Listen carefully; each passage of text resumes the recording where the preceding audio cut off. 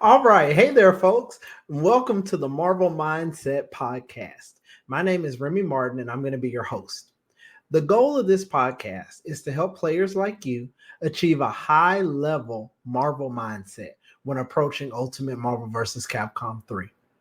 With today being the first episode, I'm going to tell you a little bit about myself, my Marvel credentials, give you a little background lore from my 14-year journey with this game so far, familiarize you with the format of the podcast, and then we can jump right into episode 1. So something that'll be different about this podcast from other podcasts you may consume is that this podcast will be interactive. Outside of my Marvel life, I work in education. So I'm a former classroom teacher. My bachelor's degree and my master's degree are both in education and teaching. And so my goal for this podcast is to structure it somewhat like a classroom, which we'll talk a little bit more about later. But from my education experience and my background, I've learned that there are 3 things required for people to learn: good instruction, structured practice, where you have an opportunity to practice and get feedback on what you're practicing and then be able to do it again, and a guide. A guide can be just someone who knows, kind of can see the big picture, can see what's going on, maybe outside of your own experience. A lot of times that is the role of a teacher. And that guide is here for 2 things: to provide you an example of what success looks like, and then feedback during your practice runs so that you can get closer and closer with that feedback to whatever the goal is. So that's what we're going to do here. And I'll tell you how a little bit later. But before we get into the nitty gritty of it all, I want to talk to you about the purpose of the podcast and kind of its origin. So let's jump right in. So I've got a couple of purposes for this podcast. One is to keep the history of Marvel 3 alive. There are so many stories and travels and relics of the past that made Marvel 3 the game that it is today. And I was there for a lot of those moments in the salty suites, or watching people go back and forth on Twitter and challenging whoever to the money match and all of that. And so I've had a lot of people tell me that they weren't able to travel during those golden ages of Marvel. So I want those people to be able to still benefit from those great times that we had, even though they couldn't be there in person. A second purpose of this podcast for me is to pass on lessons from the past generation to the current generation. And in doing that, I also want to kind of influence us to create a healthier, quote unquote, boomer culture. So, imagine that it is right around pandemic time, COVID, everything goes into lockdown. We start playing on Parsec, TNS, Full Zetsu, Senior Hamon early on, streaming Marvel and Parsec. And, all these people coming from far and wide to start playing the game, or people be like, oh, well, I was looking at this game a long time ago, but I just didn't know how to get involved. And so you get all these people starting to talk about Marvel 3, play Marvel 3, queue up, try to figure out, what is their team and all that stuff. And so what I learned during the early stages of Parsec and during lockdown and the pandemic is that apparently I'm a boomer, because I have, a lot of this older foundational knowledge about Marvel. And a lot of times I think it can feel like much like outside of Marvel, when you talk to somebody older, some people be like, oh, well, back in my day, it was like this and it was like that. We walked 15 miles uphill both ways to get to school. Like, it doesn't have to be that way. And so I'm hoping to be able to have a positive impact on what is currently boomer culture, and kind of set an example of how you can pass down knowledge in a way that's respectful and inclusive and appreciative of the people who are coming after you. And so that's one of the purposes of this podcast. Another purpose of this podcast is to ultimately, I don't know exactly how I'm going to do this, but I really want to create a sequenced archive for learning high level Marvel from the ground up. And here's what I mean.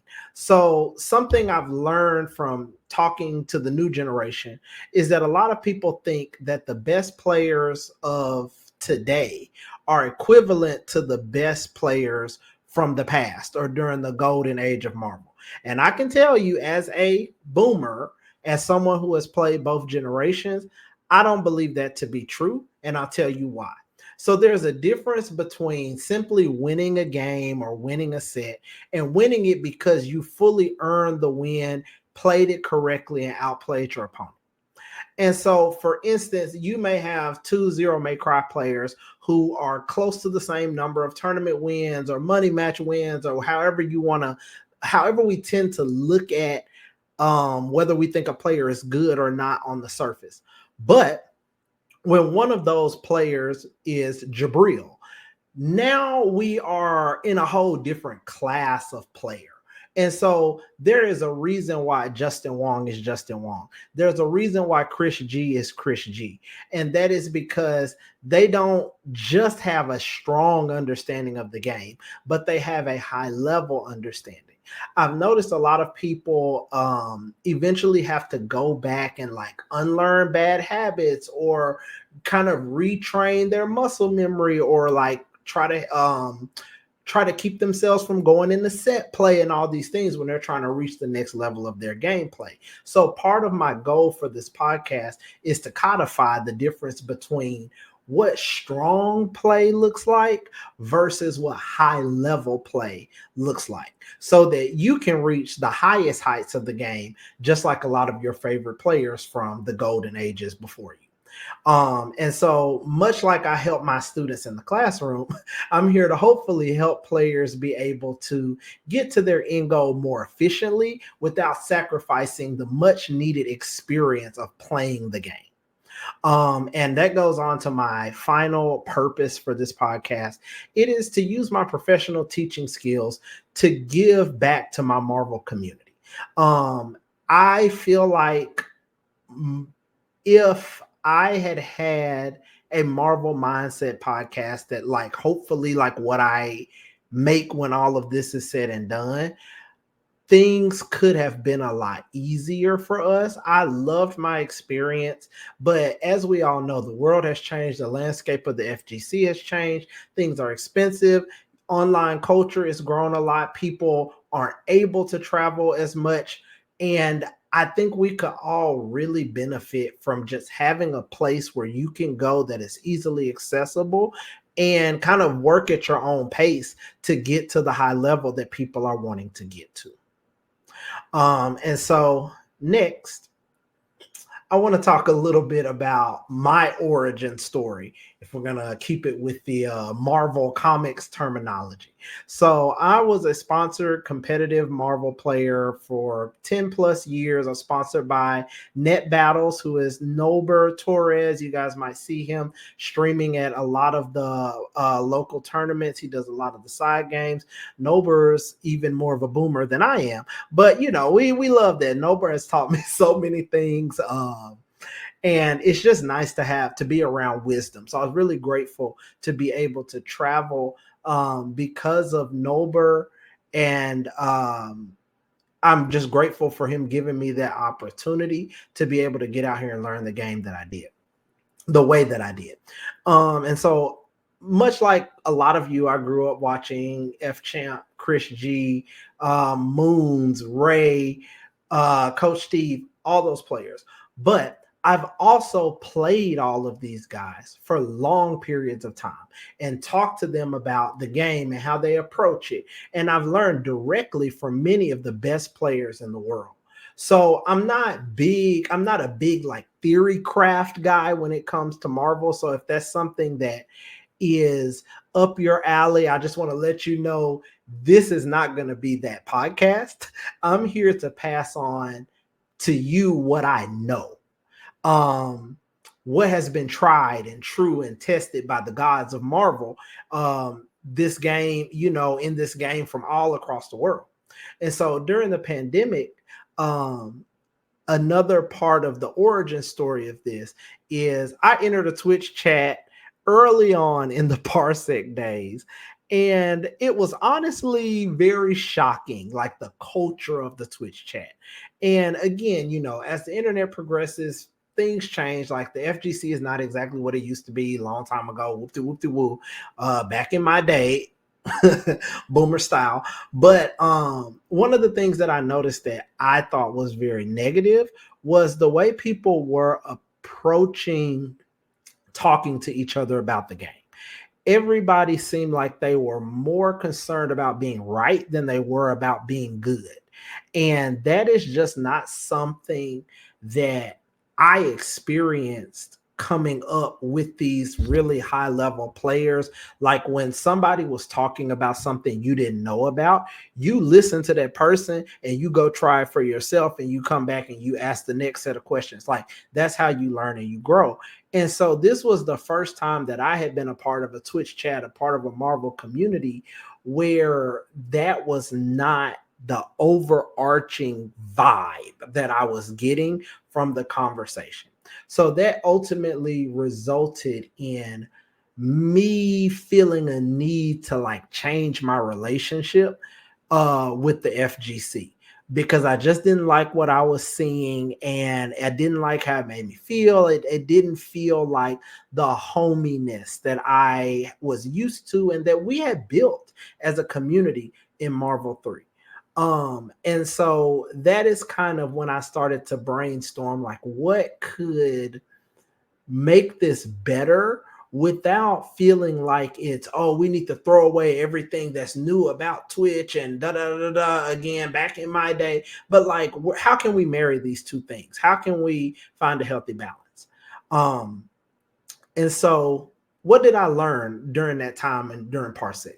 So one thing I learned is that people in most Twitch chats and on Twitter threads lack the tools to listen and learn effectively.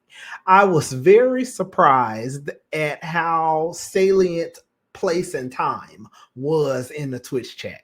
Like Twitch chat used to be, we could all be watching whatever top 8 or whatever the case may be, and you've got those players, you've got high level players in the chat, and we're asking them questions about, okay, what did you just see in this last match? Because I think I'd have done this. And then Neo, for instance, would say, oh, I would have done this and then this. And I'm like, oh, okay, I never would have thought of that. Let me see how, like, let me go to the lab and try that. And so it seems like somewhere along the way, we have lost that will. I don't know if it's the will, the ability, the desire to listen and learn effectively in a Twitch chat. I also think like social media and access to information has brought about a somewhat global culture shift, resulting in people thinking that their non-experienced opinions somehow outweigh professional experiential facts. And like I've been thinking about, examples of this, and I think to myself, like if I was going to the hospital and I need to have surgery, I'm not going to be giving the surgeon pro tips while I'm falling asleep under the anesthesia, telling him to cut like this, or I do surgery this way. When you get me open up on incoming, you might want to cut a little bit down to the left instead of going up into this ventricle. I don't know. Like, I'm not a doctor. So I'm not going to sit here and argue with a doctor about the best way to do surgery. And so that was something that I just have noticed in the grand scheme of things that has changed about the culture of the fighting game community, whether it be in the Twitch chat, whether it be on Twitter, whatever the case. But then there was this kind of glimmer of hope, and it honestly took me a long time to find it. Like I stopped playing Marvel for a while during Parsec. But I think what I ultimately came to understand was that there are people out there who want to learn, but the internet landscape gets really cluttered and disorganized and distracting, and it's not the best place for learning. And so again, that is another reason when I started thinking about, okay, what can I do to fix that or help at least? And so that brings us to the inception of the Marvel Mindset podcast. Like I said, in my real life, IRL, as the youth say. I'm a former classroom teacher. I've worked in education all of my life. And I saw this parallel in what I was experiencing in Marvel. Like, learning in the real world is also disorganized, distracting, cluttered. That's why school exists. As a classroom teacher myself, I understand the value and the necessity of having a safe, structured, responsive place to learn. So I want this podcast to be that for Marvel 3. One of the things, like, I think I talked about this a little bit earlier. There are three things required for effective learning. One is good instruction. Two, structured practice that provides opportunities for you, the player, to try whatever it is you have just received instruction on, and then get feedback on that and try it again. And the third thing is a guide or a teacher to provide for you. Here is what an A+ paper looks like. I'm going to give you feedback, coach you to help you get there. And so that's going to be the format of this podcast. And right after kind of the meat of everything, I'll tell you exactly what that's going to look like. But without further ado, let's dive right into today's topic of episode 1. And it is, what is neutral? And I have talked with a few guys that I traveled with and have played Marvel with all of my career and ran some of these concepts by them. And I've got 4 key elements of neutral plus a good definition that you can kind of go by. Because one of the other things that makes learning salient is when we have common language. So if all of us learn this same definition and we become a community, and when we say neutral or when we say spacing or when we say incoming, we all have learned the same terminology. That is how we then come together and we're able to build on each other's understanding because we're all coming from the same place. And so that's why this is going to feel a little bit like, here's a definition, here's what I mean by that, before we see it in action. And so every episode will have learning objectives. This is one of the things that I've taken again from the classroom. One of the things that you want students to be able to do is have ownership of their learning. So as teachers, we make learning objectives that are kind of the agreement of, by the end of this class, I need, as the teacher, to have facilitated your ability to do these things. And so if we look at the learning objectives here today, this acronym is viewers will be able to. So viewers will be able to define neutral in Ultimate Marvel vs. Capcom 3. Viewers will be able to name the 4 key elements of neutral in Ultimate Marvel vs. Capcom 3. And then finally, viewers will be able to collect and analyze neutral data from a real match and use that data to inform their gameplay within a set. So those are our 3 learning objectives today. And that is my commitment to you to put the tools, the practice, and the feedback in place so that you feel like you can do that by the end of this video. So what structure is going to look like today, we're going to talk about the definition of neutral. I'm going to name for you the 4 key elements. Then we're going to go straight into a match analysis. I've pulled an analysis that I've watched several times and I felt like it was very rich in neutral lessons and neutral data. So I'm really excited to share that with y'all. I think it's going to be cool.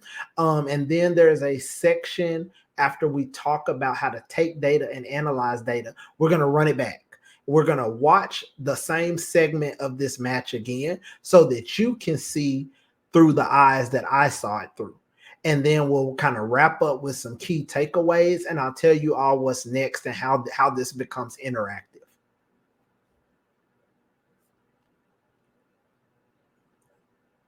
Okay, so first off, what is neutral?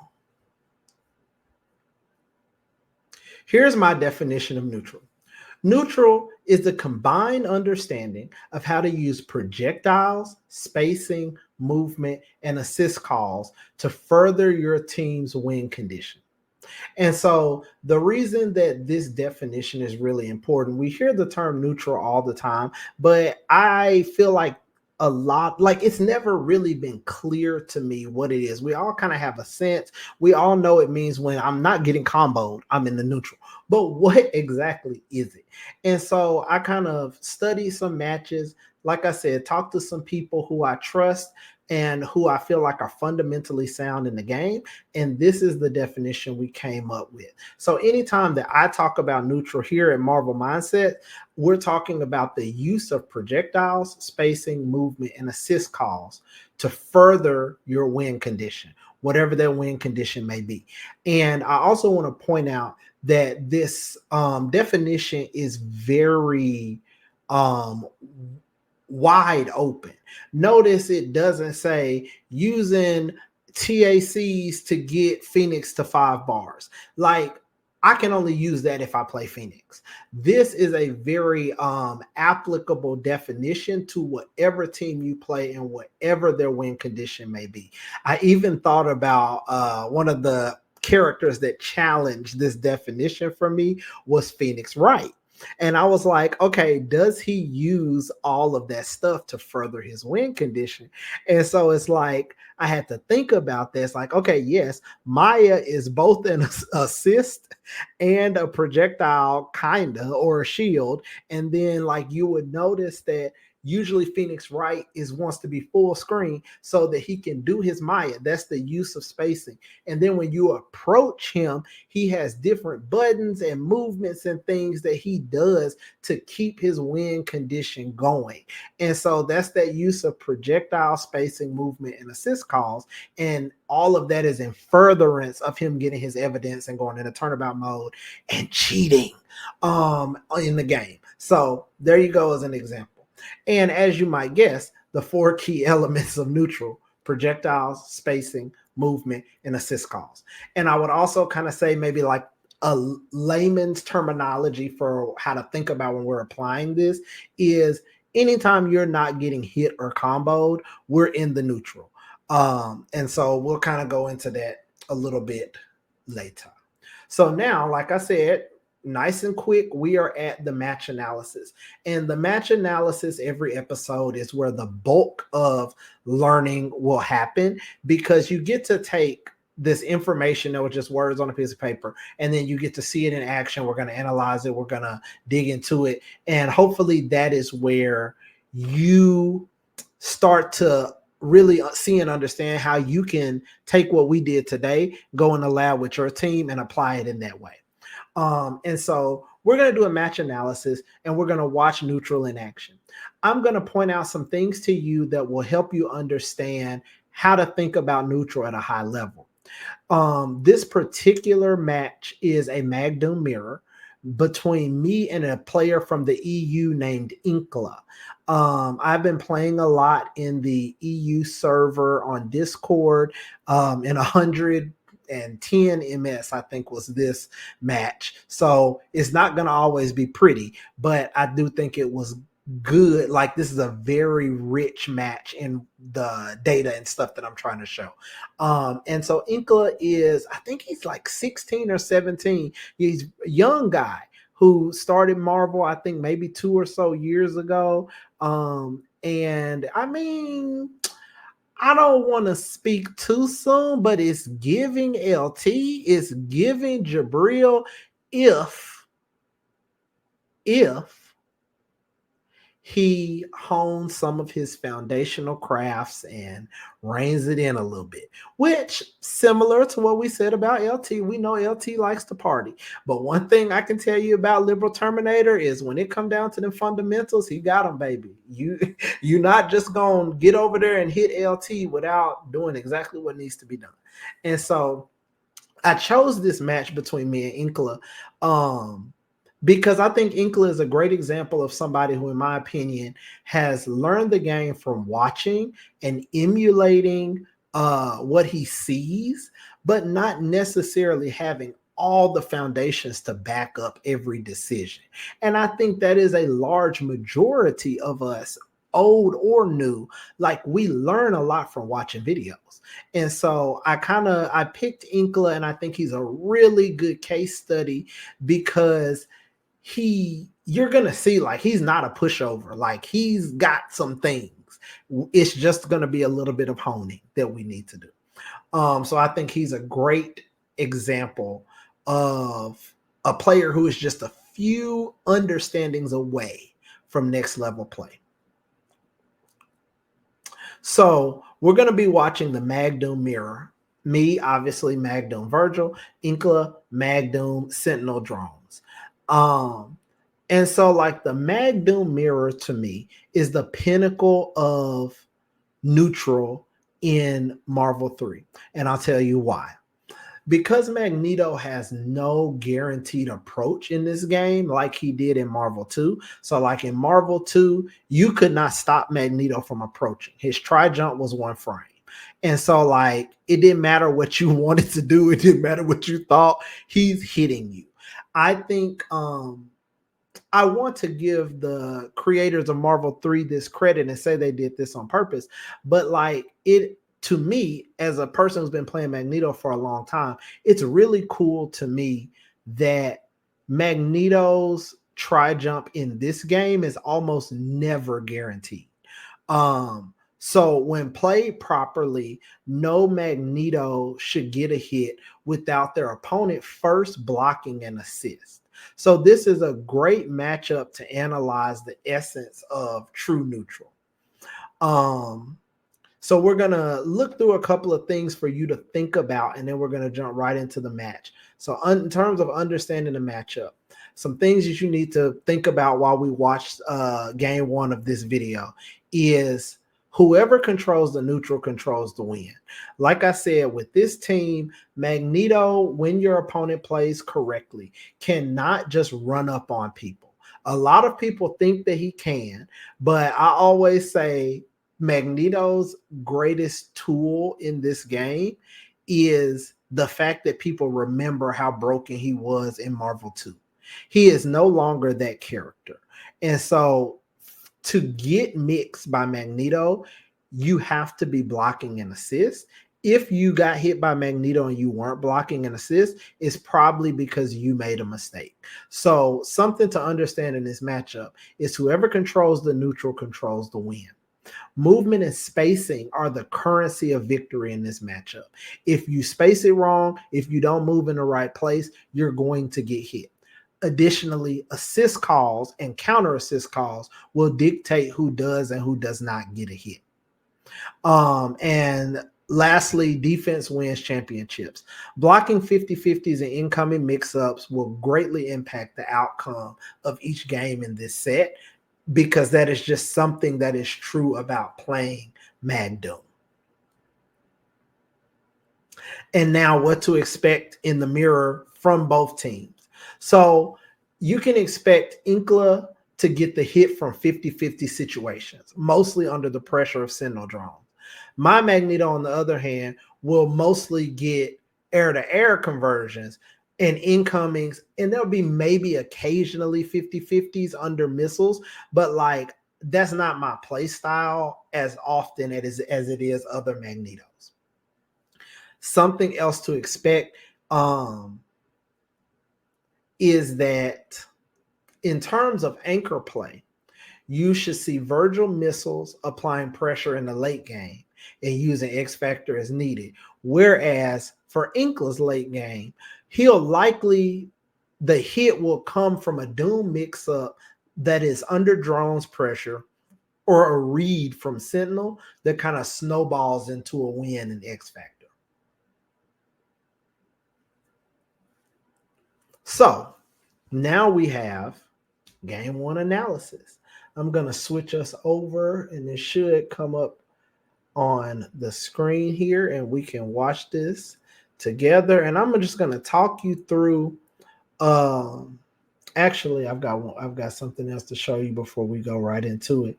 I'm going to talk you through my approach here. And so here we are. I have 4 questions, and this was my first time. Like, I think me and Inclaa had played a few sets, but I had not been able to get data on him yet. And for some reason, I think maybe because this was a longer set, I said, okay, let me see what I can figure out. And so when I'm approaching neutral in game one, I'm specifically focusing on the 4 elements that we talked about. These are the priorities for me. And so I come up with 4 questions that I'm going to think about while I play the set. 1, how am I allowed to use projectiles? 2, how am I allowed to call assists? 3, what is my opponent's knowledge of spacing? And 4, how adaptive are my opponent's assist calls? So these are the 4 things when I'm trying to take data on a player and their neutral habits. That's what I'm thinking. Maybe the first, usually like if we're playing the first to 10, the first 4 or 5 games, I'm just thinking about those questions because I'm approaching this situation to learn. I had a feeling from the couple of games that I had played against Inclaa that we were going to play against each other often. So I decided, okay, let me actually start collecting data. And so I'm also going to show you my method for taking data after we watch the first game and talk through. So without further ado, here we are. We are going to do our game one.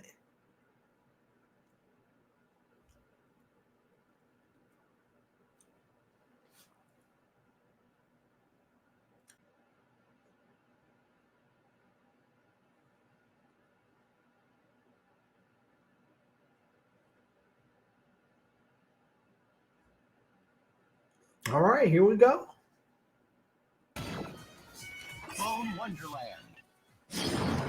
All right, I'm on the right. I'm all white Magneto.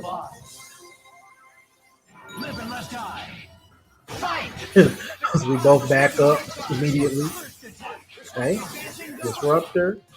All right, he's eating these disruptors. Good counter call. Okay, I'm going in. Missiles call. He gets out the way. It's another disruptor. Okay, missiles. He blocks all the missiles.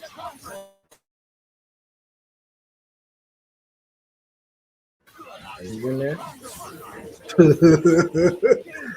Y'all remember I'm on 110 MS, so that was questionable, but he got it. It is what it is. Parse it. Okay, gets the doom hit. I did not block on incoming. Missed the meaty. Okay. Hold on, let's go. Oh no, not like this. Okay, back to neutral. Okay, it's a punish. Yep. Boom. Probably gonna reset somehow. Maybe snap. Okay. Yeah. Okay, good incoming. He gets out. Okay, hard tag. I left that open. I'll give it that. Okay. Oh, yo, get mixed. Let's go. No, can't get out this time, baby. Oh boy. Okay. Surprise, no drones call. Oh wow. Speaking of the drones call. Orbs. Get my swords active. The mix. This a thing? Let's go. I'm OD. Okay. Incoming. Yo, the mix.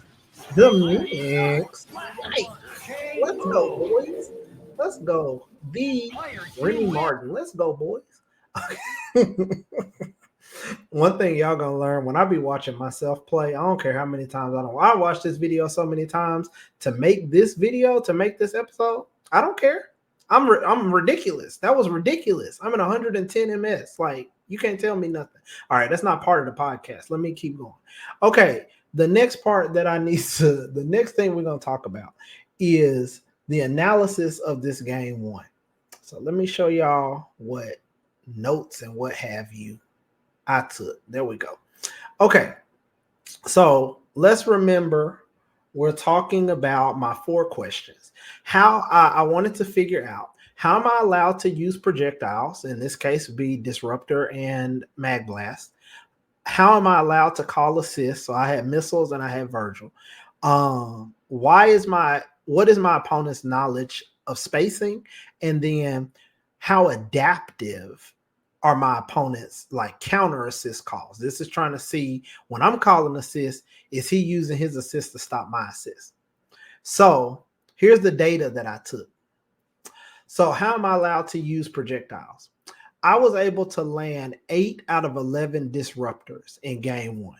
So that tells me I am against this opponent until shown otherwise. I am able to use projectiles, at least disruptor, very liberally. Like he didn't avoid them. He didn't block them. He got hit by 8 out of 11. So cool. I'm probably going to do the same thing next game. How am I allowed to call assist and what is his adaptation?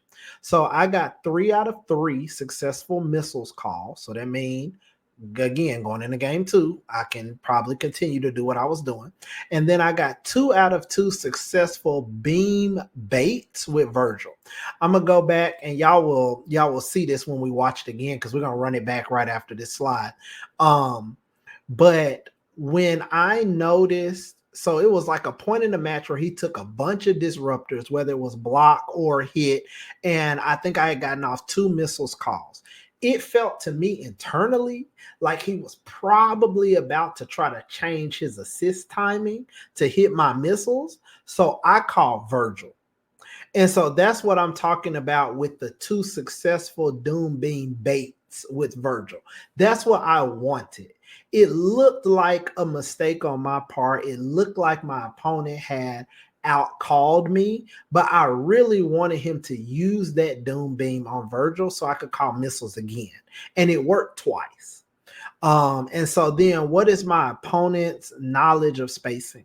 So of the 11 interactions that we had before Magneto got hit, my Magneto got hit, I only had to retreat 1 time.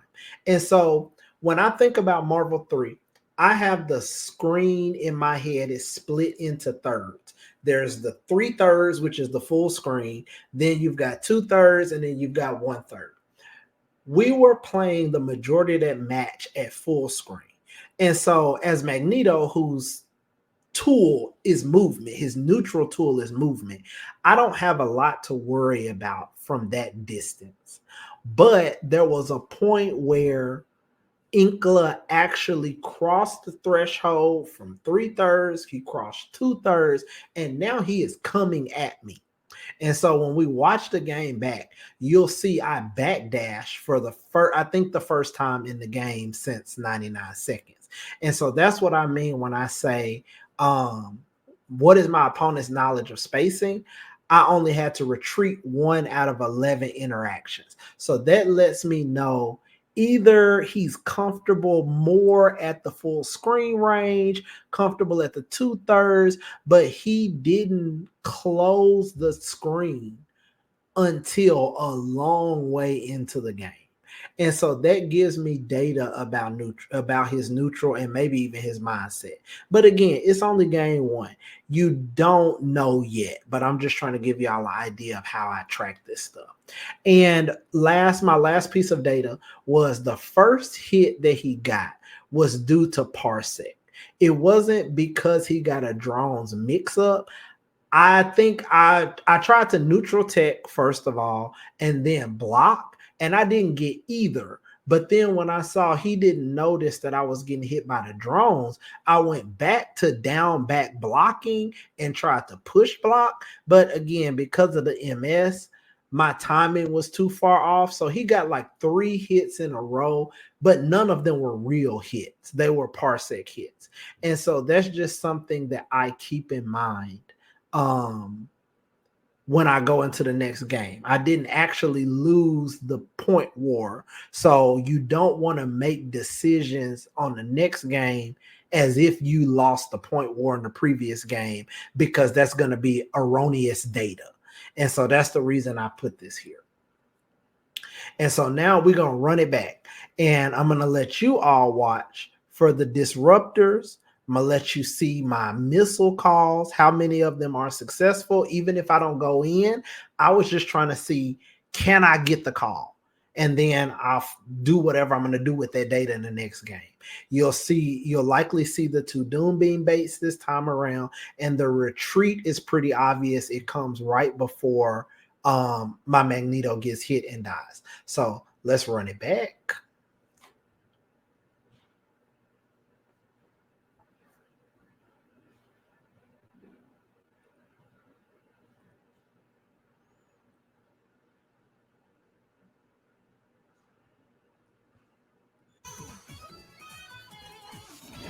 Let's go.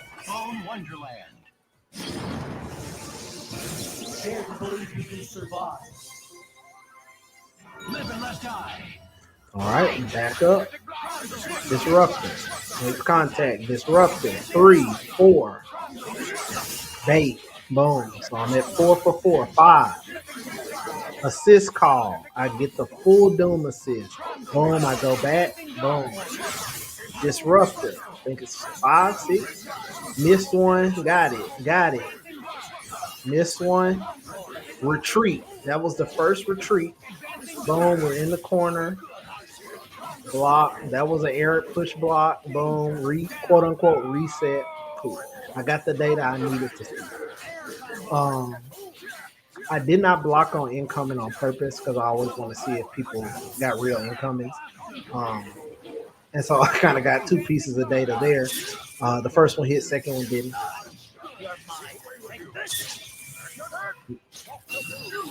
Blue beans, be back in the nooch, and watch this Virgil. I know y'all laugh when I say Virgil neutral, but that's what it is. He's using projectiles movement to control the space. So boom, boom, probably gonna orb, and now projectiles, and we're going in. Boom, missiles. I think that was an attempt to push block, and I just ended up getting a hit. Because he dashed on the previous incoming, I went ahead and did a meaty on this incoming, and it worked. So that's data as well. We're not talking about incoming data right now. That's a different episode. Boom, and then incoming. I think it's a simple cross. Yep. Boom, bam. X. Wop. Gotcha. So let's go back to the data. So we landed our 8 out of 11 disruptors. I got 3 successful missiles calls, got the 2 beam baits.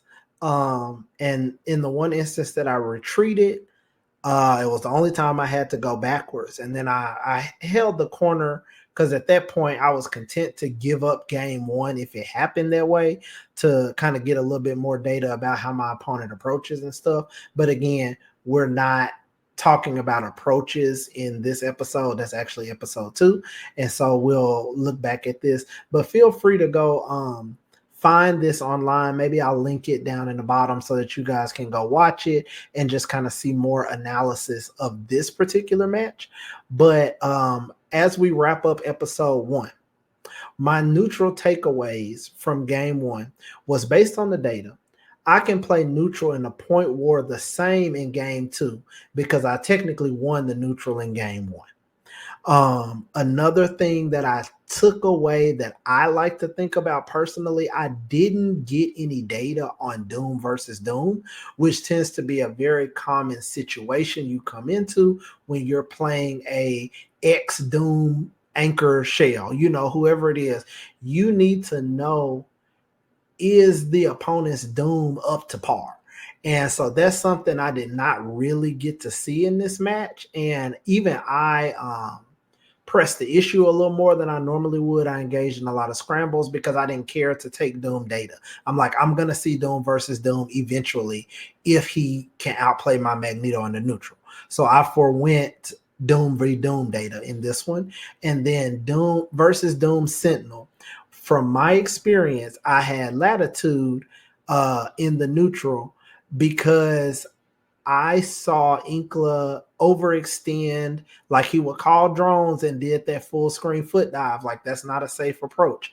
He would call drones on wake up with Doom sitting right in front of him. That's not a safe wake up. So like when I'm going into game 2, I'm like, okay, I can party a little bit if I want to until he shows me otherwise.